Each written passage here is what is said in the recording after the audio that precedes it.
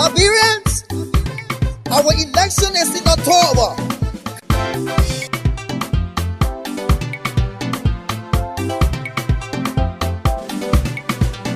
Only Liberians are allowed to vote. My people here,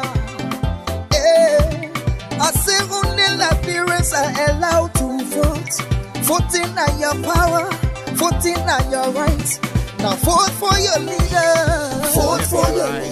Eligible voters in Liberia to understand all the processes involved in voting come 2017 October 10.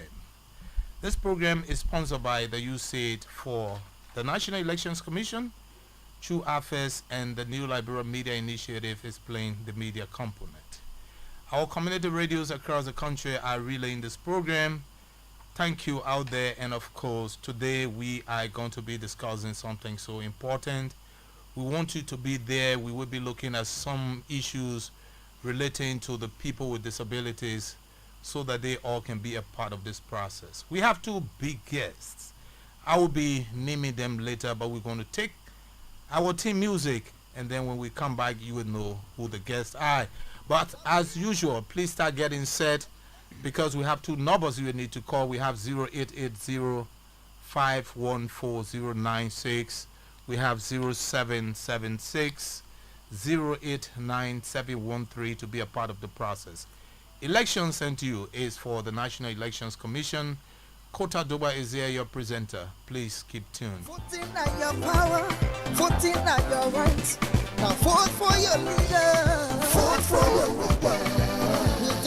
Fighting, this is why we are going to go to elections come October 10. Today we have two big guests. We have Mr. Lamin Lai. He comes from the National Elections Commission.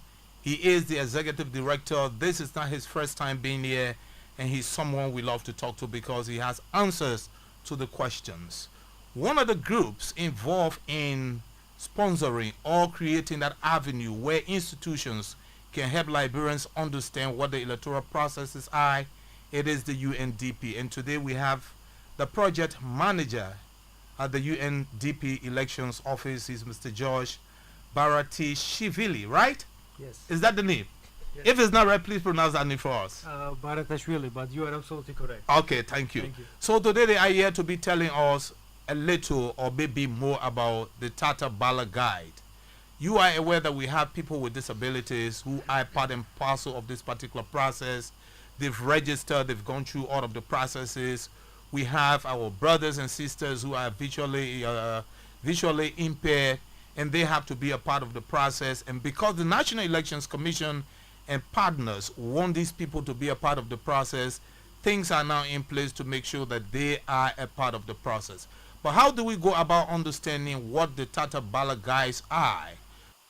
And the UNDP and UN system entirely with support of our donors, and we are blessed that we're having our donors supporting this process from UNDP, from European Union, Sweden, Ireland, and Canada. And of course we are extremely grateful to National Election Commission for taking steps to support this process and give the possibility to disabled voters and individuals with disabilities to participate in elections. This process, we know that elections usually should be inclusive and to provide all the different groups possibility to vote on election day. And I think that NEC takes that steps to improve the participation of voters in the electoral process, and in bringing up the issue and creating the tactile ballot for elections is one of the biggest steps that NEC is going to undertake for these coming elections. And of course we are partnering with many international organizations such as IFES to improve inclusiveness of the process and give full opportunity to voters to participate in elections. Okay, Lamin is coming in. We talking generally about the people with disabilities. Now we're kicking off with this tactile ballot. Why this fresh concentration at this time? Well, well, thank you, Doba, and it is a pleasure to provide information and also to bring the public up to speed as to where we are, and also to continue to build the confidence, that we've developed over the past time. But like George rightly stated, in beginning with the post-democratic processes after the conflict, in 2005 there was an approach to ensure the full participation of people with disability, most specifically people who were able not only to partake, but that secrecy of the vote, that they will be able on their own to cast a vote. And that exercise did not work well as we had anticipated. Okay. So it is also based upon lessons from 2005 election that in the 2017 election we are now introducing what we call the tactile ballot guide, or you see the tactile ballot sleeves.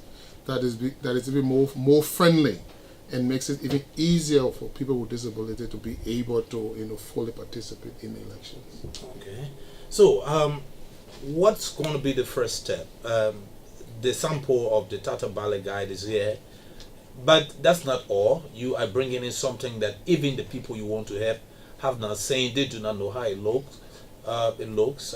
Maybe they have heard about it but don't know what this is. So what do we do? Well, okay, before George comes in, the first thing is before we arrive at this decision, there was a series of consultation between the NEC and the Disabled Society. Okay. There were a couple of options on the table.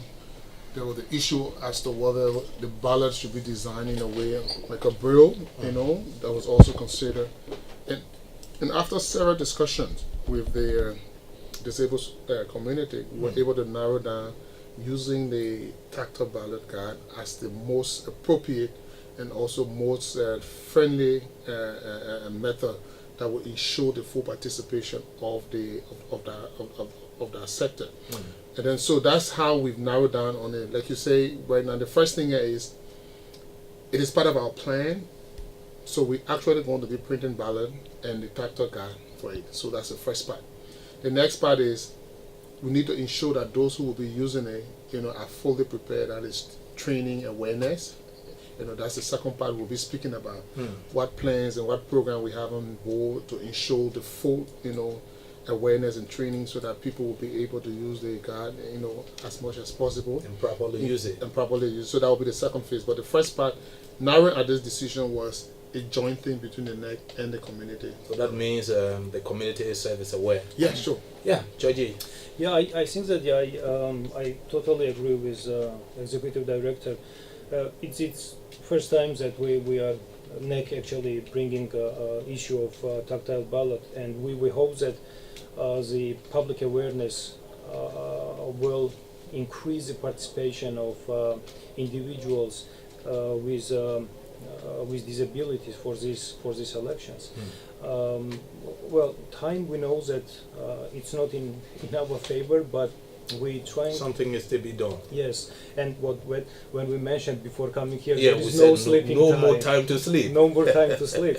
I absolutely agree with you. So we need to intensify public awareness, not only from the National Election Commission, but also from CSO groups, political parties, and candidates. They also should intensify the work and spread the information about the tactile ballot. I would like to mention that the tactile ballot gives excellent opportunities to.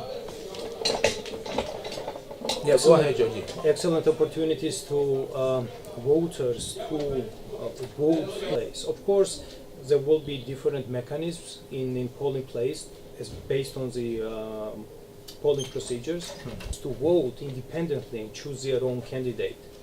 But of course, we, as Lamin mentioned, we did quite consultations with different stakeholders, and you know that we are supporting also CSO groups, civil society groups, to spread the information about the elections, not only tactile ballot, but about the elections.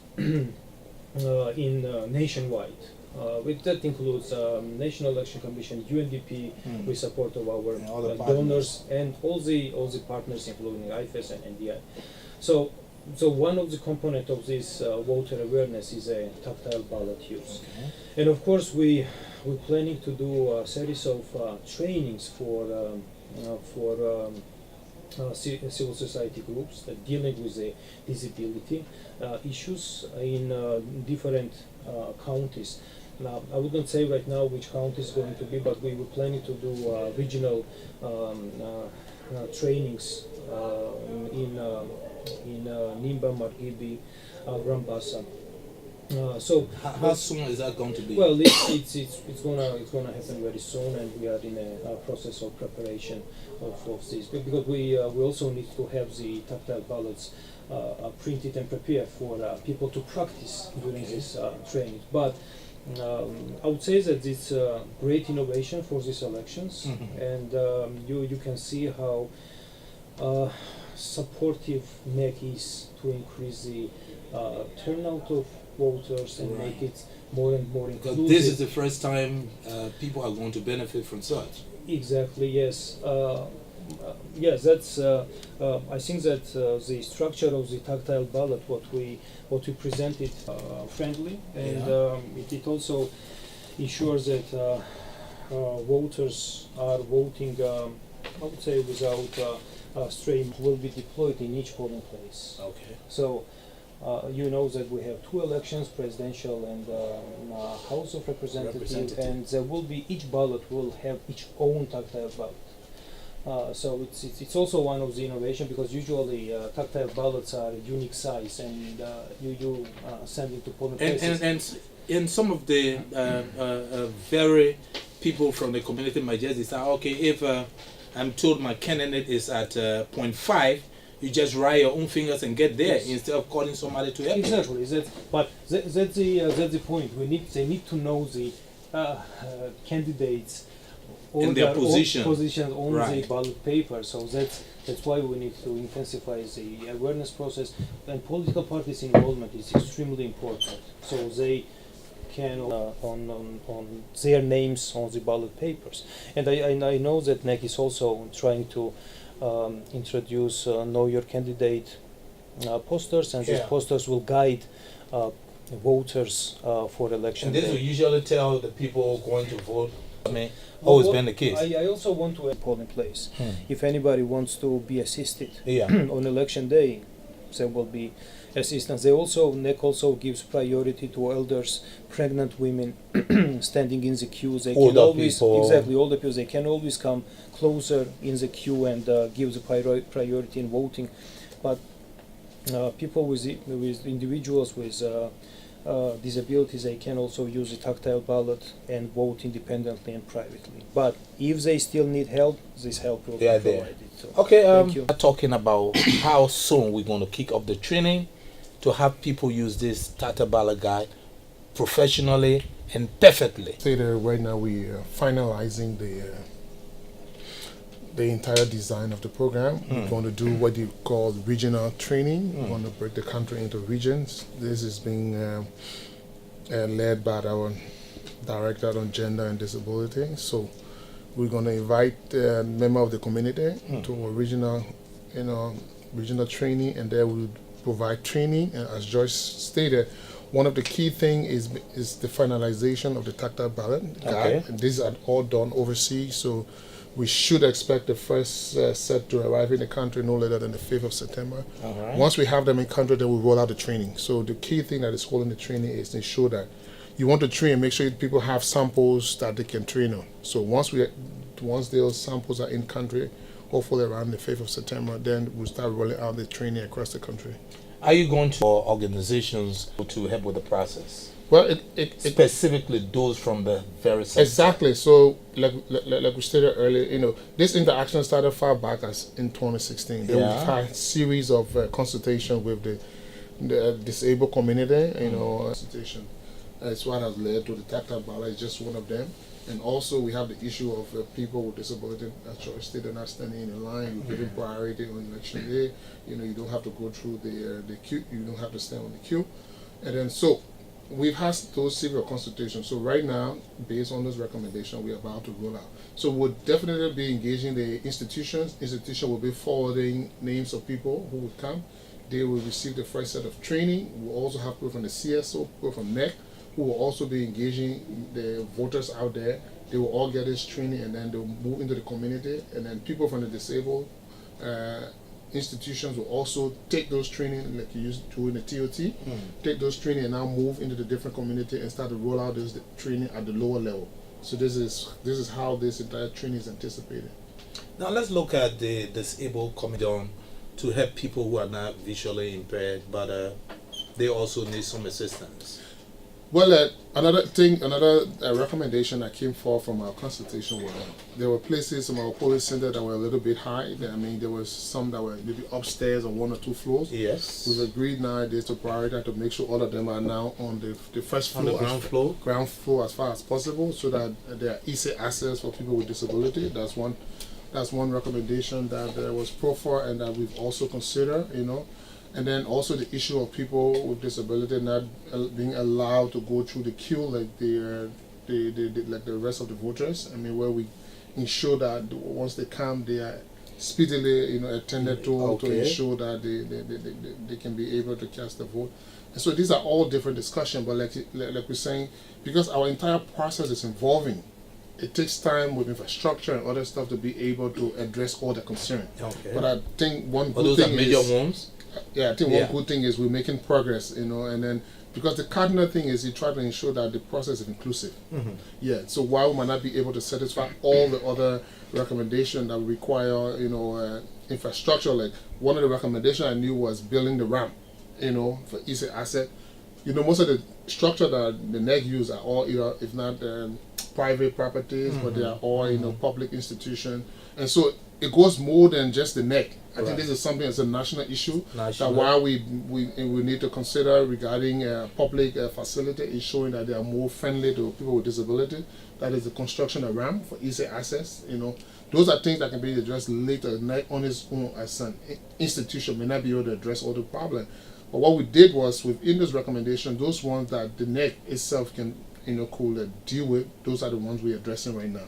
Okay. Yeah. So what about people that would be assisting some of the very people with disabilities? Now that we're talking about making sure the places that get involved in the polling or say voting process going to be on ground floors, are you going to have these people in some of the trainings, or the fact that you have trainings across the country, they should yet take the opportunity to be aware of where they should be taking father, mother, or sister? So the first thing is we have a relationship with the disabled community. Mm-hmm. So we're going to have representatives from those institutions first.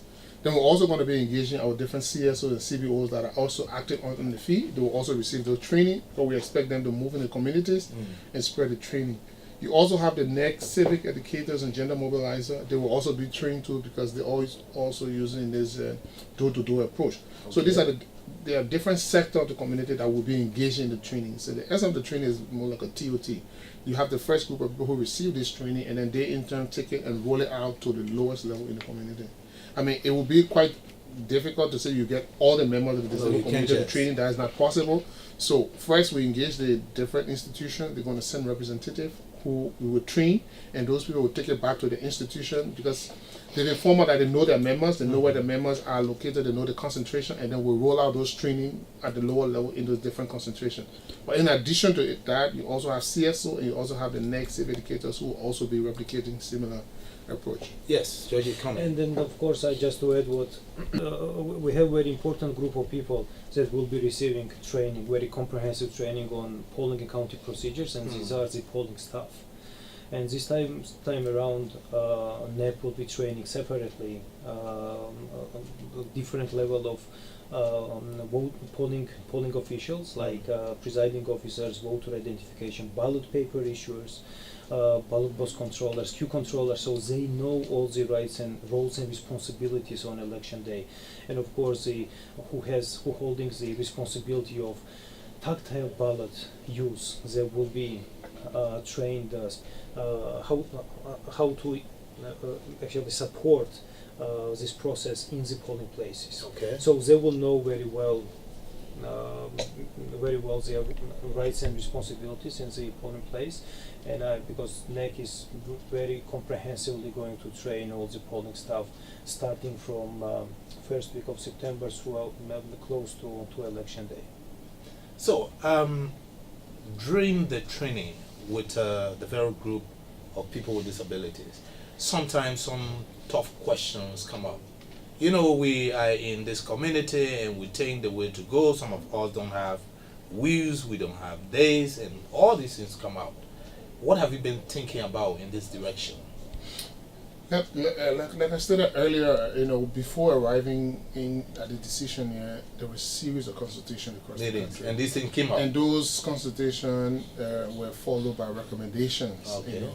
And amongst the recommendations, they were cataloged and prioritized and seeing which one we can address now, which one we can move to the future. Like I said, the challenges and the issues are so many. The greater group, and then we started the rollout, and so that's part of the rollout we're discussing here today. All right, we know there are problems that might be individual. There are also problems that affect the community at large. So it's about making this decision to see which one serves the greater good. Yes, you know. So like I stated, you know, if there's a building and unfortunately there's no ramp, and someone who's in a chair cannot go, we need to find another way around to see how we can assist. Yeah, but it's almost, if not impossible right now, for the NEC to create, you know, ramp at all the buildings that we have across the country. We start from one. Yeah, and you know, and like I said, most of these things are, if they're not public, they're private properties. All right. So going forward, I mean, there need to be a greater discussion regarding public, you know, buildings, public infrastructure, and see how we build them so that they can accommodate. Showing that this training is done and that the processes are followed. Where do you think there are going to be challenges? Well, when you say challenges, is, as we all know, beyond the Monrovia area, as you go, you know, further into the counties, you know, the challenge of accessibility, I mean, is so glaring. We all know that the roads in the midst of the rainy season right now, most of the road network are, you know, deteriorating, you know. So, but the play is to have these regional consultations, you know, the training that have been received, and also buttressing the action of the disabled community. That's why we're using our CSOs and CBOs that we've hired. We're also using our civic educator and gender mobilizer who are deploying almost all the communities, so that wherein maybe a particular group finds it difficult to be able to move, we already have people who are stationed there who can be able to, you know, create that impact. When you get out there to the people during your consultations, you've met with the very people with disabilities, and then consultations were carried out. At the end of the day, recommendations, as you stated. But what do you see them willing to do? Are they actually eager to part? Oh yeah, sure. Process? Yeah, sure. And like I said, this has been a long journey, you know, even before the start of the consultation. To see these people we are talking about being a part of this process, because any decision taken today is going to be something they will have to live with, including those that are perfectly strong for the next 6 years. Well, as we mentioned, we more needs to be done in that direction, and of course, these elections are not only elections that Liberia is not going to experience in future. Of course, there are more elections coming in, and we need to improve not only tactile ballot use processes, but electoral processes. We need to have local elections. We need to have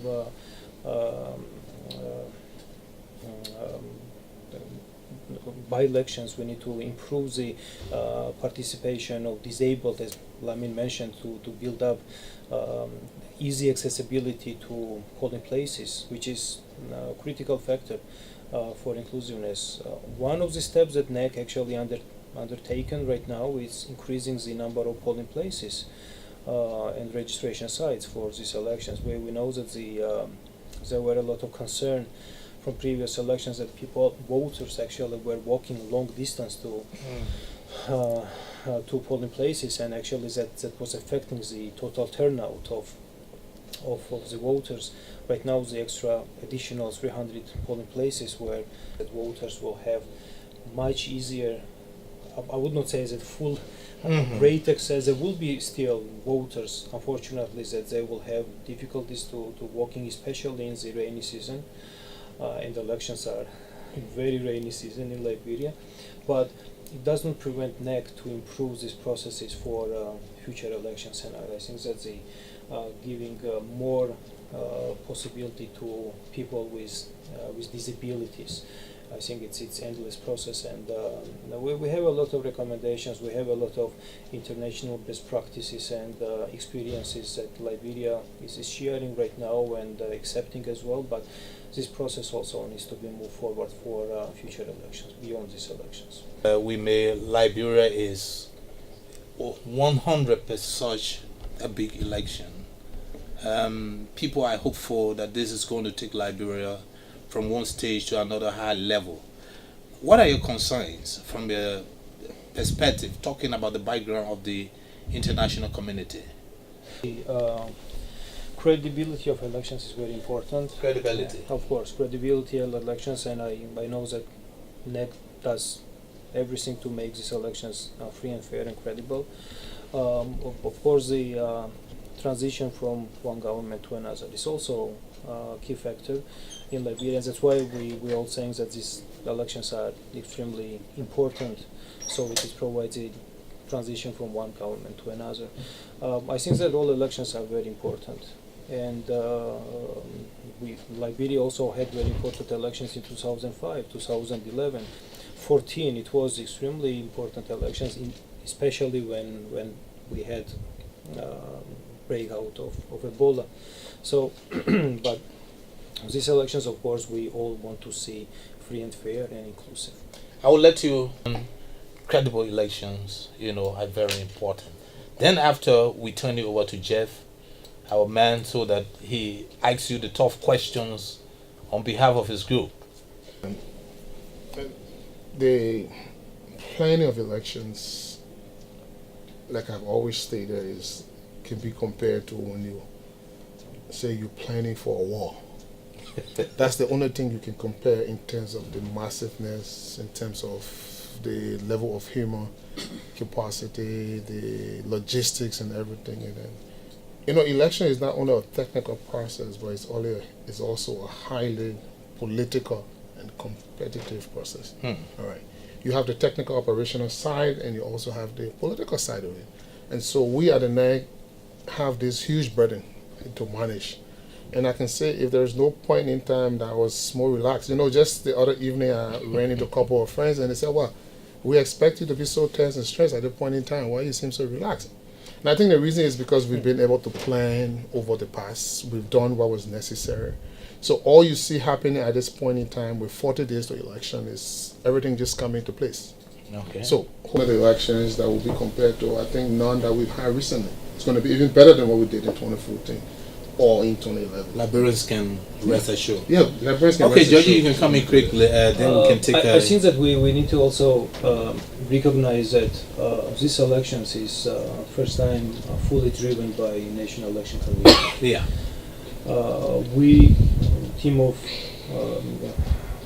advisors, our technical assistants that NEC receives, it's considerably smaller than it was before, but this time around NEC actually takes the entire stake for these elections, and we see how, of course, difficult the preparation is, how expensive the preparation is, but I think that NEC tries their best to deliver very credible and inclusive election. I want to underline this, underscore, and of course, entire donor community and UN is still standing to support the delivery of this election and delivery in a peaceful manner. This is very, very important. That's great. Jeff Tang, the man himself is a journalist, but physically challenged, if we say it this way.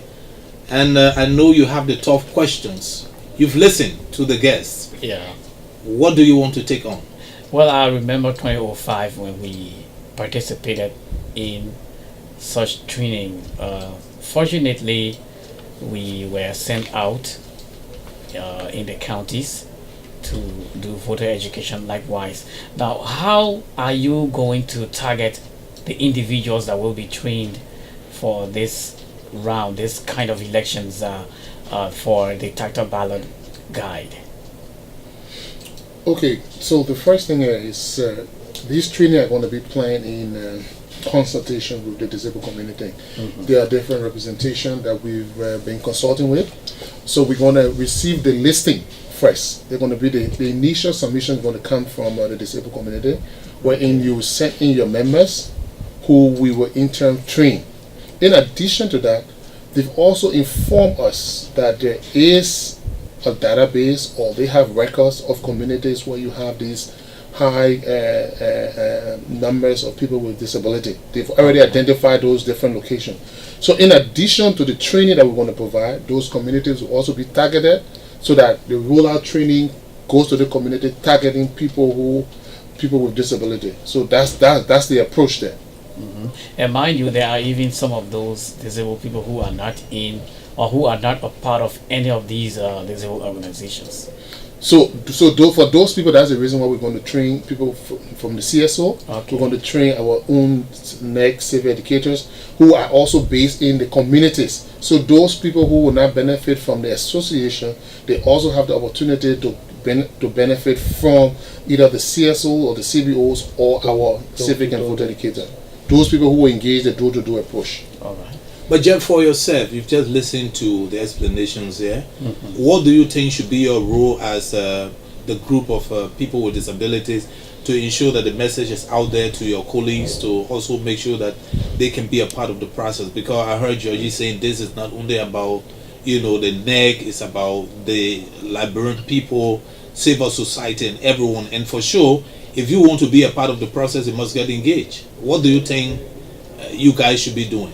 Well, I think what we need to do personally is to get to first of all get to know who are the eligible voters in the first place, and to target the ones that are interested, especially the visually impaired ones who are interested in using the tactile ballot guide. Because there will be some people who will say, well, I will bring my son along, and I'll bring my somebody along, and they are going to put my finger to where I'm supposed to vote. So I mean, that's out of the question anyways. I mean, that's also part of it. But people who are interested, especially I'm not going to say educated ones, but even there are those who are not educated but they know how to count, so they know the maybe the position of their candidates wherever they are being placed. And so maybe they will tell you, well, my candidate is number 8 or number 7, whatever. And so they will just count from 1 to whatever number, and they just mark right there. So we are going to target individual persons, first of all. Okay, Jeff, so let's take it as this. This is the ballot, right?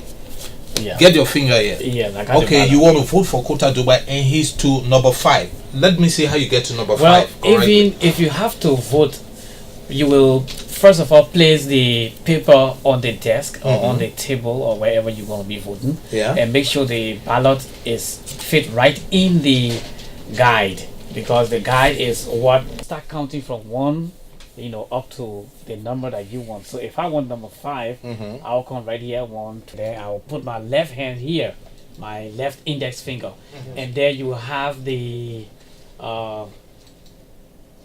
whatever you're going to use to, whatever you're going to Either use your to thumb- mark the thumb thumb print, print, yeah. okay, the thumb stuff, and then you put your thumb into it and mark right in here, and you will have to fold it, because you don't want anyone to see who you're voting for, so you have to fold it and take it to the ballot box, and maybe Okay, that was just excellent just now. I mean, that was just excellent. I'm telling you. So, well, I now, did a training for that in the 2005. reason I'm asking that, Jeff, is Yeah. for you to tell the people listening to us if this is something difficult to do, or this is something anyone can do. Anyone can do it. Anyone, any person. You can be educated. You can even be uneducated or whatever. So, what are the words of semi-educated. encouragement to our brothers and sisters that should use this ballot? Well, the words of encouragement is that your vote is your secret. Don't trust no one. So yes, don't trust no one. Vote yourself. Vote your conscience. Vote your candidate yourself, because maybe you might say, well, my son is going to put my hand or place my finger to where I'm going to vote, and then maybe your son is eyeing someone else, and he's going to place your finger to the choice of his candidate or the candidate of his So choice. everyone should go about to learn what? Yeah, to Okay. learn the ballot And guide. Jeff, on one of the programs, you mentioned about this starter ballot guide. Now that it is here, how happy are you? Well, I mean, it's laudable, especially for those of us who believe in secrecy and whatever. Anyway, but it's laudable, and it's good for the visually impaired community, because this will help us to, do things independently. Because even besides that, I mean, visually impaired persons are using computers now. So, I mean, if a visually impaired person is using computer independently, what about an easy thing like the title ballot, which is very, very easy that anyone can use? So, Georgie, what are your comments? You just listened to him and you saw what he did. Well, my comment is that it's he did very excellent performance. Just so easily he identified his best choice of candidate, and I would like to stress once again that the level of mistake will be very low, because of the structure of the tactile ballot and the ballot paper in itself. Because ballot paper will be equally fitting the tactile ballot. Okay. So there will not be any differences in sizes. So one ballot type, one tactile ballot guide, presidential and house, each polling places. So the mistakes will be very, very few to make. And of course, while inserting ballot paper inside the tactile guide, there will be some assistance provided, but in terms of secrecy of the vote, as our friend mentioned here, it will be guaranteed. If there will be thumbprint pad inside the voting booth, and there will be pen as well, so they can easily and freely mark the ballot. Okay, Of Georgie, course, they need to thanks so much count for being a first part of and, the program. We yes. just want to ask you to give out your parting comments in a minute. Well, elections are everybody's business. That's the team of election commission, and we fully support this. And it's not. And everyone is getting used to that. Yes, and that's great.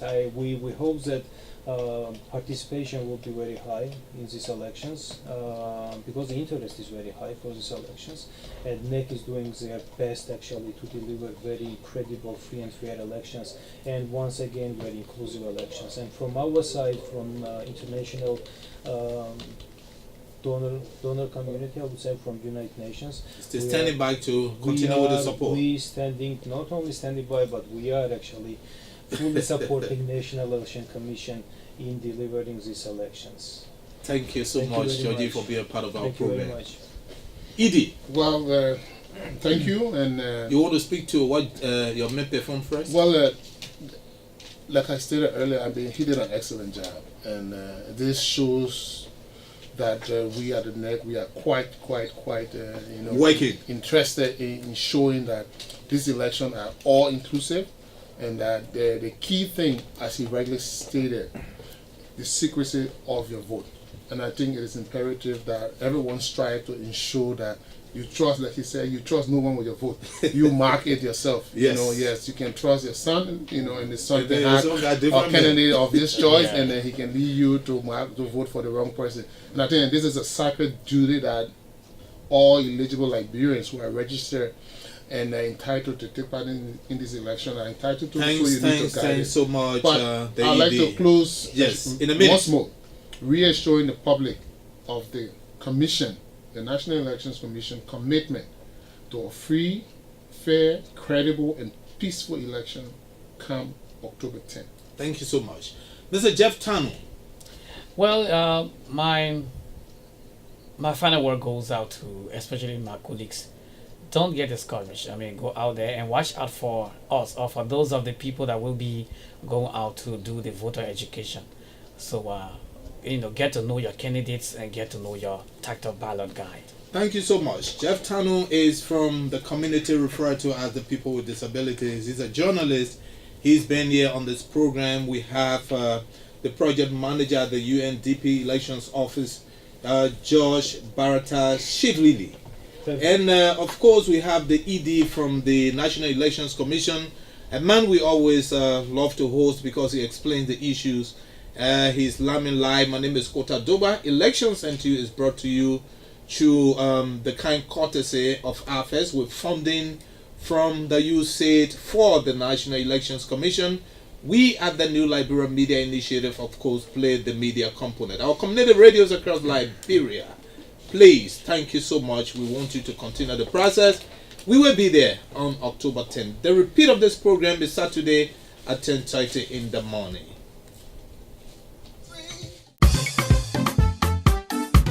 Liberians, our election is in October.